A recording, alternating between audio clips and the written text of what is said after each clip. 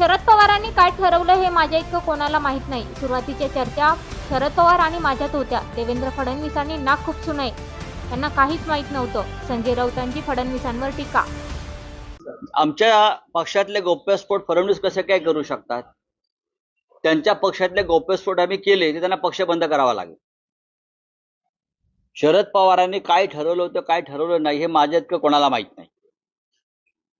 त्या संपूर्ण प्रक्रियेमध्ये चर्चेच्या संजय राऊतच होते, माननीय उद्धव ठाकरे साहेबांच्या वतीनं, आणि सुरुवातीच्या चर्चा शरद पवार साहेबांनी माझ्यातच होत होत्या.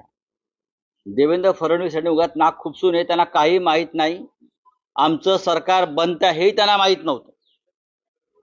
धक्काच बसला, ते पडता पडता वाचले, कोसळले असते ते. नाहीतर उद्धव ठाकरे मुख्यमंत्री होत आहेत हे जेव्हा त्यांना समजलं की आमचं सरकार येत आहे, त्यांना असं वाटलं शिवसेना काय करणार, आपल्या पायाशीच येणार, असं त्यांची एक भूमिका होती. पण तसं झालं नाही. राजकारण शिवसेनेला येतं आणि तुम्ही जो आमचा अपमान केलात मुख्यमंत्रीपद नाकारून, ते मुख्यमंत्रीपद आम्ही तेव्हा घेतलं. ठीक आहे, तुम्ही आमच्यामध्ये गद्दार निर्माण करून सरकार पाडलं वगैरे, ठीक आहे. आणि शरद पवार साहेबांनी असेल किंवा काँग्रेस पक्षाने असेल, हे सरकार आणि हे मुख्यमंत्रीपद 5 वर्ष टिकवायचं अशी कमिटमेंट होती त्यांची.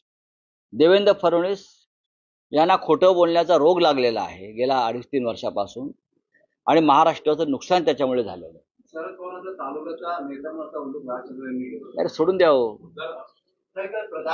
कोणी बोलायचं शरद पवारांवर? कोणी बोलायचं? तालुक्याचा नेता, गावचा नेता? तुमच्या नरेंद्र मोदींना जाऊन विचारा शरद पवार काय आहेत, जे तुमचे नेते आहेत सध्याचे. त्यांना जाऊन जरा विचारा की पवार साहेब काय आहेत. अमित शहाना विचारा पवार साहेब काय आहेत, आणि मग तुम्ही या पवार साहेब तालुक्याचे, गावचे, बरं का, गल्लीचे नेते आहेत काय, याच्यावर तुम्ही बोला. कोणत्या विषयावर काय बोलावं, काही भान